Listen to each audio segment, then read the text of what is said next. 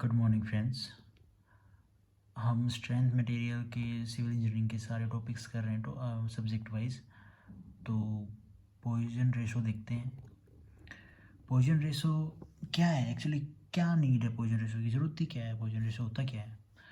Poisson ratio example के तौर पे बताऊं तो मैं आपको, कोई भी एक मटेरियल है, लकड़ी है, स्टील है, कॉपर है, गोल्ड है, तो उसकी एक प्रॉपर्टी या एक क्या चीज़ कह लो, एक कांस्टेंट चीज़ कि आप उस पर एक इतना फोर्स लगाओगे तो उसमें इतना चेंज आएगा, इतना लेंथ और इतनी ब्रेड्थ कम होगी, लेंथ ज़्यादा होगी, उस depend on the nature of force. तो वो है पॉइजन रेशो। तो उससे हमें ये मिल जाता है कि किसी मेटल पे हम इतना फोर्स लगाएंगे तो उसकी पॉइजन रेशो मतलब उसकी लेंथ और ब्रेड्थ में इतना चेंज आएगा, कांस्टेंट है वो। ठीक है। अब आप कहेंगे सर कि भाई ये चीज़ कैसे, समझे नहीं। और भी, अब जैसे कि फॉर एग्जांपल आप एक छोटा सा पेन है ना, अपना पेन जितना कोई भी एक मेटल ले लो, आयरन ले लो, कॉपर ले लो, तो मैंने उस पर 5 किलो न्यूटन का लोड टेंसाइल फोर्स लगाया। कोई भी फोर्स लगा लो, कंप्रेसिव लगा लो या कोई भी फोर्स लगा लो, टेंसाइल फोर्स लगाया मैंने, उसको खींचा। तो खींचने से उसकी लेंथ में, तो खींचने से उसकी लेंथ में कितना चेंज आया।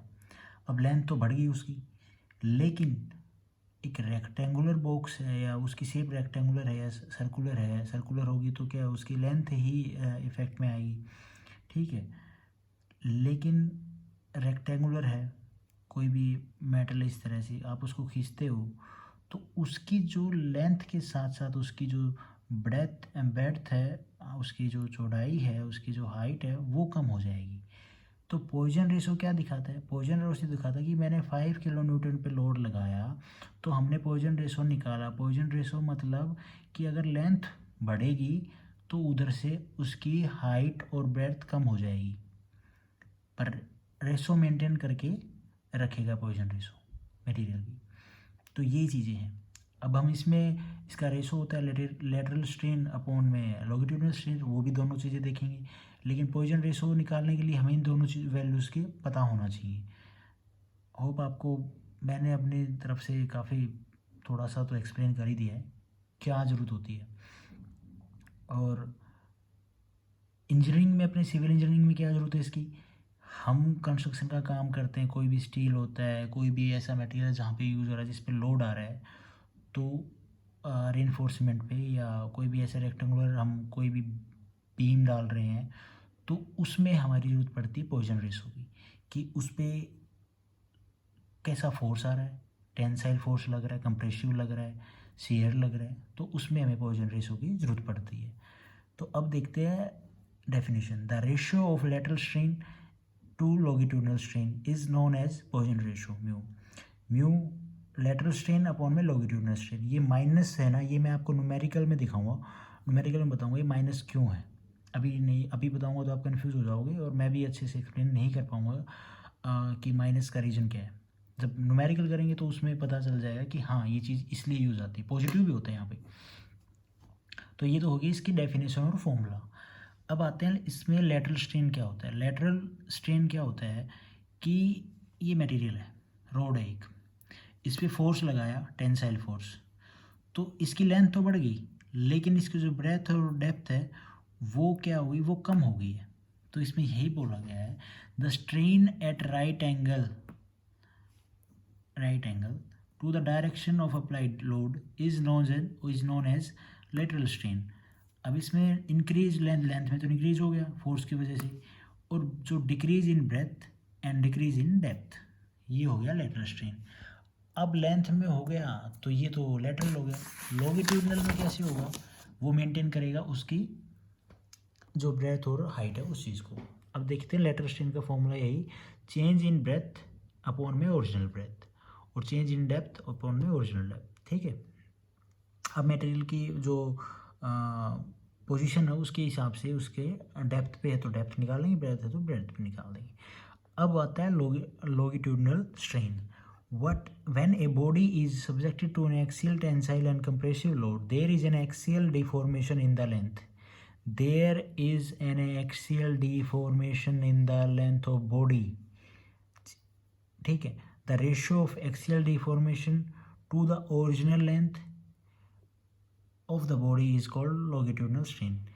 ये एक रोड है, इसकी क्या है, लेंथ में चेंज आया, सर्कुलर है या डायरेक्ट है, तो चेंज इन लेंथ, इसमें ये बोला चेंज इन लेंथ अपॉन में ओरिजिनल लेंथ, उसमें क्या है उसकी वो भी ब्रेथ और डेप्थ भी चेंज होंगी। और पॉइजन रेशो मैंने आपको बताया कि इन दोनों के रेशो को मेंटेन रखता है कि वो चीज़ बढ़ेगी तो वो कम होगी, वो कम होगी तो वो बढ़ेगी। अब आप कंप्रेसिव लगाओगे तो ब्रेथ और डेप्थ बढ़ जाती है ना, मतलब उसकी जो चौड़ाई है वो तो बढ़ जाएगी कंप्रेसिव में, कंप्रेस करोगे तो फैल जाएगा वो, और टेंसाइल में खींचोगे तो कम हो जाएगा। तो वही चीज़ है। अब आते हैं इनकी लिमिटिंग वैल्यू जो एग्ज़ाम में पूछी जाती है। पॉइजन रेशो कहाँ से कहाँ तक लाई करता है, 0 से 0.5। When we showed in numerical we got this, okay.